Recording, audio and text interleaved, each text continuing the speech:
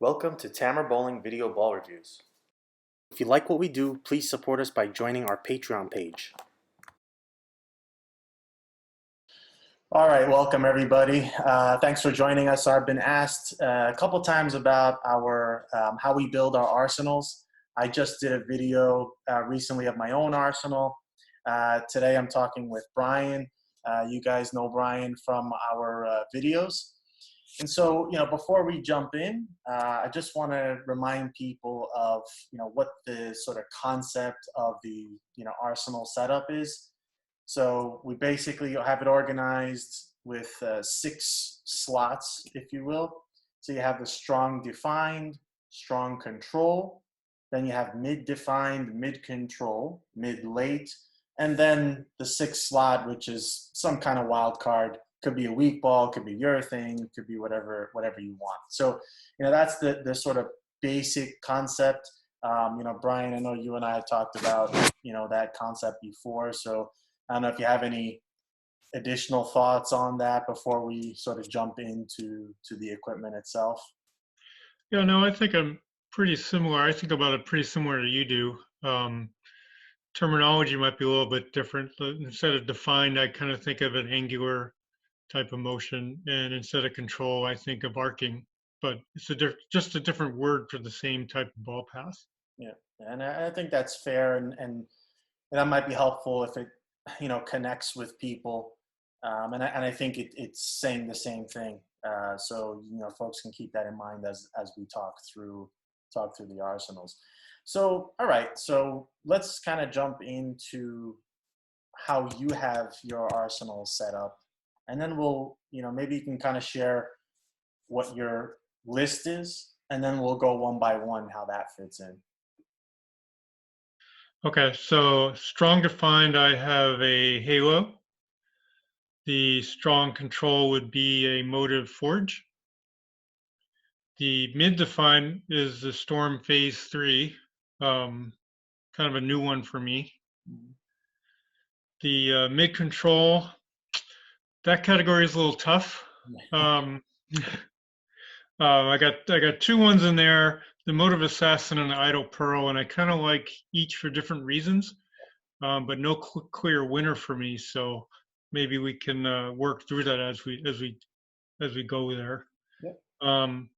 The mid late is Marvel Pearl, and the weak ball I would grab would be a MVP Pearl. Okay. All right. So we have the So Halo, Forge, Phase 3. Your mid control is kind of a blend, either Assassin or Idle Pearl. Mid late is the Marvel Pearl, and your weak or wild card is your MVP Pearl. Okay, so why don't we start from the top, right? So I think the strong defined ball, Halo. I think it makes complete sense. I mean, I think any bowler can kind of pick the strongest, you know, as you called it, angular. I like to use the term defined, that there's yep. shape, there's clear shape, right? So I know is that I know you mentioned that you also have a dull lock. Yep. So love the locks. Yeah. I think we've talked about it a couple times in the video. Yeah. So how this came about, right? So I bought a lock, I kept it dull, really liked it, um, and then the snap lock came out. So the debate was, okay, well, do you go with a pearl ace in for something more length, or do you get another lock and keep it shiny and basically separate the two that way? And since I liked the hybrid so much, and the Pearl was at a wild card at that point, decided to stick with what I knew, so I have 2 of them, and um, I think it's worked out for me great. Yeah. So the other contender for the strong defined would be the dull lock, which gives me a stronger downlane motion in the halo. And as we've talked, and I think you've alluded to on a video or two, that sometimes gets me in trouble on a sport shot because I can't really control the pocket too well. So you get the down lane punch, but you give a pocket control. Yeah. And so on the sport shots, I tend to have found to favor the pocket control, and so therefore the halo is the winner for the strong define. Yeah, and I think that's probably an interesting nuance, right? And I think we say that's probably one of the reasons why I like the term define instead of angular. Not for anything else other than sometimes angular implies a sort of lack of control, right? Hmm. But nevertheless, I think that's a good point. So the halo is probably smoother for you, which just gives you that feeling of a little more control. Yeah, Um, it still gives me a move down lane. Don't get me wrong, yep. but it's just not as strong a move as the lock. Yeah. Yeah. Okay, good. So let's move to the strong control category, and I think you probably don't have much of a question in that category. No, that one's a Motive Forge, and that's really the only ball I have that would fit that category. Because really, how many do you need? How many strong control balls do you need? I mean, we don't really get to throw them all that much, Yeah. so it doesn't really pay to have, for me, to have two or three options there. Right. Um, Right. and when I saw the Forge, it really gave me a different look than anything else. It was early but smooth, but it still hit with. And the problem I have with this category with my rev rate is that sometimes something is so early and smooth, but then it doesn't hit for me. Mhm. And so that's what attracted me to the Forge, Yeah. and it's been in my bag ever since. And you made an interesting point about how frequently or not we get to use balls in the strong Yeah, category. And I think I've been asked a few times, by people who mostly bowl house shots, what their arsenal should or could look like. And at the end of the day, it's if you had to have only a few balls, you may not want too strong anything, right? For that matter, maybe you pick one that might be your favorite, but it really depends on what you're bowling on. And you and I are bowling on sport shots every week, so besides that sliding scale, which we'll get into later, yeah, probably on the house shot, I know I maybe throw one strong ball in the bag, and it's probably not the strong defined. It's probably a strong control, and then yeah. it probably sits there every night just in case, essentially. Right? For me, both of the strong categories would not come to a house shot for me. Yeah. It's just too hard um, to get shape, so I get trapped, right? And this happens a lot when we're testing the big pieces on the house shot for me, is that the cover's so strong it forces you left in the middle of the oil to get away from the early hook and the dry. But then I'm in the oil and I can't get recovery in the back end because the ball just runs out of energy. Yeah. So I'm always fighting that trap, and so I typically don't bring any of the strong control, the strong define on a house shot. Yeah, and I think that sometimes the term strong fools people with that, right? And I think I've explained that a couple of times, in some comments where a ball might appear like it doesn't have a lot of back end, and strong is not about back end. Strong is about how it reads the lane. So if these balls are read early, they don't store enough energy to carry, then it's just not a right matchup. So yeah, I think that's a good point. So then let's move on to the next category, which is the mid defined. All right. So I think you just added a new ball, the Yep, phase three, and I mid know that one. define is a phase three. Yeah. Yeah. I wish I had it a while back, but my ball driller was sick for a while, so I had to sit and wait. And now you're going to sit and wait again Sit until and the wait some ball. more. Yeah. So unfortunately, while we wait, we talk about bowling balls. Right. But so I know that's you got a chance to test it obviously with me, and now formally adding it to your bag. What's your take with that, and compared to I know what you kind of have potentially or used to having that set. Yeah. So so the phase three. So what drew me to that was okay. Obviously, on a house shot, there's a strong downline motion, right? I mean that's what it does. It gives you that. Yeah. With my lower rev rate, it still gives me a very strong move towards the back end of the lane. But what really impressed me was that when we threw it on the house shot, I mean on the sports shot, and I don't remember which one it was, Yeah. Um, it was somewhere Might have 40, been Tom 42 Gunn. feet. Yeah. Yeah, yeah, it was a 40 or 42-foot one. Yeah. Um, but there, you hit your target and you still got the downlane motion, but it gave me a board or so miss room outside at my target zone, a couple boards downlane. And for me, whenever I see that forgiveness to the outside, that's telling because I don't get that all the time. Yeah. And so the phase three giving me that option was something I wanted. And so, it was something I decided to put in the bag. No. The other contender was the shiny lock for the mid defined. And, at this point, you got to go with the new one, right? Yeah, that's always my problem. Yeah. Too many new ones coming, but all right. Well, and we might talk about that later, depending on how your sport shot bag might shape up. So let's keep going into the mid control group. So we talked about the assassin, the idle pearl. Um, Yeah. my first one. This is actually where people can kind of get a good understanding of really where you want to put balls, right? It just because it is something for somebody doesn't mean it's the same category for somebody else necessarily, right? So, for example, the assassin, and it might be the case for you too, actually, and I think we'll chat about it. Assassin for me kind of falls somewhere between strong control and mid control. It's like kind of straddles the line a little bit for me. Um, and the idle pearl, I think I put it right in this category because I felt like it was very versatile. You can manipulate the cover, the cover stock finish. Right. So telling what obviously you have it in this category. So why don't you kind of share your thoughts? Yeah, so my impressions are somewhat similar, which is why I have a hard time picking one for this category. So true, the assassin, I think, does kind of straddle the strong control and mid control.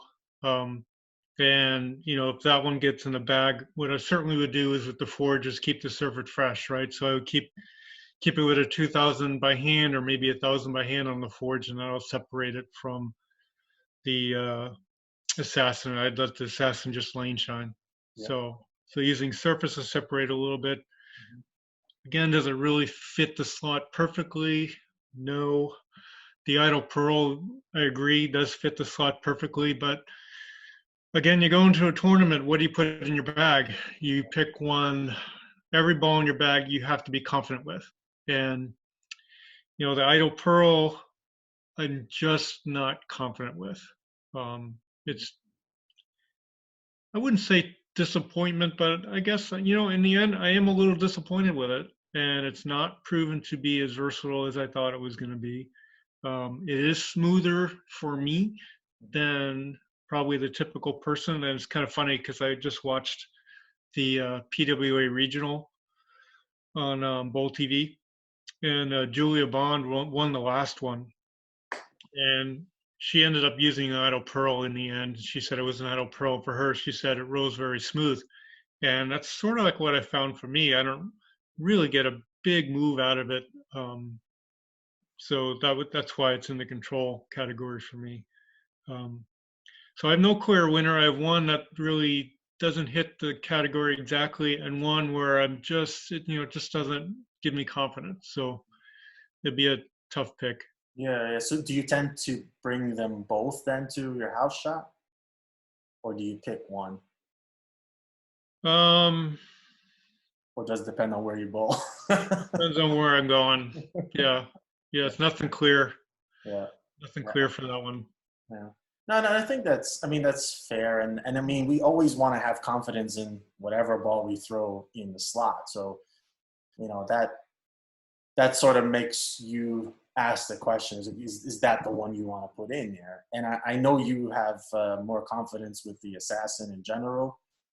Again, and this is maybe a kind of tip for folks who kind of, if they didn't catch, what you were saying. I mean, you essentially, even while it might straddle between the strong control and mid control, you can separate it by surface, right? So you let it lane shine, it brings itself more clearly into the mid control, whereas you can kind of have a little more surface on the strong control ball, whatever that ball is, and for you it happens to be the forge. Right.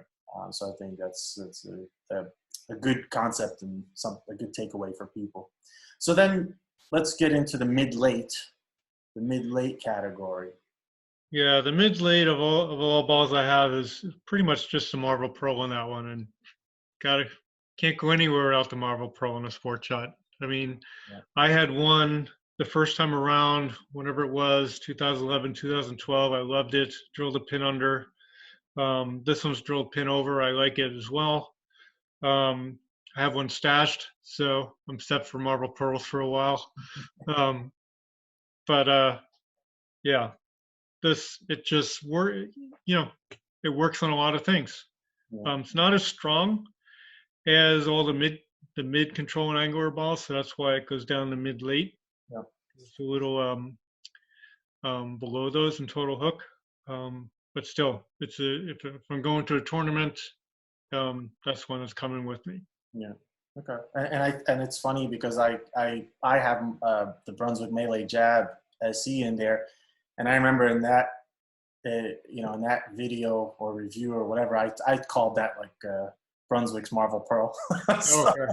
for me, anyway, that's Right, it right. kind of had the same kind of shape. So, so all right, that works. So then the last slot is the sort of wild card or weak ball. What does it look Yeah. like? So again, lower rev player urethane. I always felt was not a real option for me. It Mhm. would just force me, or I always feel about giving up the hit. So I would just keep leaving week 10 after week 10. So I always felt urethane was not a good matchup for me. Um, Now we got the urethane blends, so Yeah. perhaps that might be better. Um, the pitch purple looked okay for me, Yeah, it did. but I haven't pulled the trigger on that yet.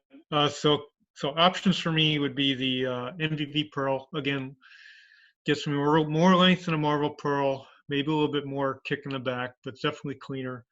And then a couple of niche balls. I've got a matchup hybrid, which I put a little surface on just to control the back ends a little bit because it's pretty snappy with the shiny finish. Mhm.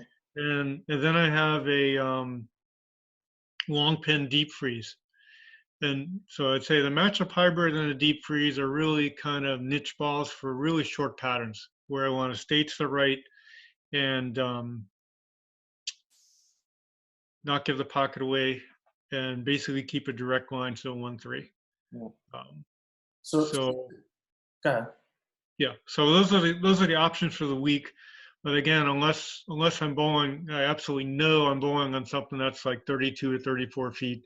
Mhm. The MVP would be the clear winner for the week or wild card category. Okay. So actually, with that said, if we kind of shift our focus then to the, I think what I call the sliding scale, and you just started talking about the short pattern. Right. So what would you do? What would your short pattern bag look like? um, yeah. So basically now the matchup hybrid and the deep freeze would definitely come. The um, MVP Pearl and the Marvel Pearl now, perhaps not a good matchup now because they're going to store a ton of energy and really boomerang in the back, which is kind of difficult. So they may not come. The strong balls won't come. The mid-defined mid-control ball would still come. Um, so that's sort of what I would do. I would just kind of cut off the top, the two strong ones, Mhm. add the two niche balls on the bottom, and then pick and choose Yeah. from the shiny pearls. So I know your idle pearl might slide down into like mid late in that, with that type of condition. And I know a rocket ship is one of your favorites. Does that come into play for you on the short patterns? I mean, it could for me now. The rocket ship and the idle pearl overlap a lot. Um, the rocket chip may be a touch smoother, um, but again, it's kind of thing, and you have to weigh everything else. If I have Yeah. a slot in the bag, I might throw it in, but since it overlaps with the idle pearl so much, Mhm. there may not be as much utility there. Yeah. Yeah. Okay. And again, I think you just also highlighted a point that we've been talking about. It.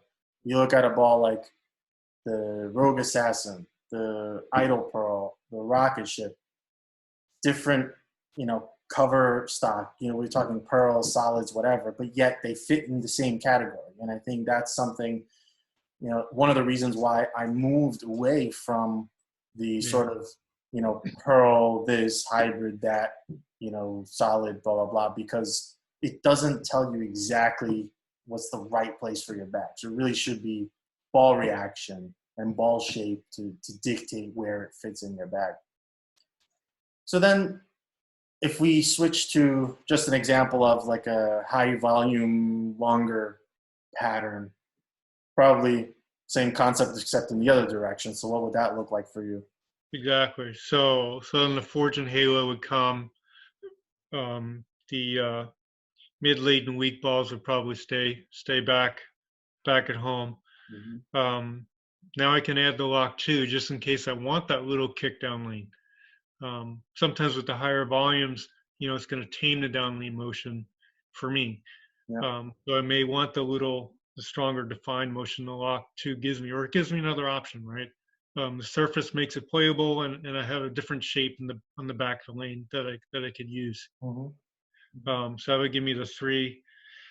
Then the probably the assassin would take over for the idle pearl in that instance for the mid control, just because I really want solid cover stock. And the added volume in the lane is going to separate the forge and the assassin more for me than on a general condition. Yeah. Um, so that's what it would look like for the heavy oil. Cool. All right. Well, I mean, I appreciate you taking the time. Hopefully, this helps some bowlers get a different perspective from a different style.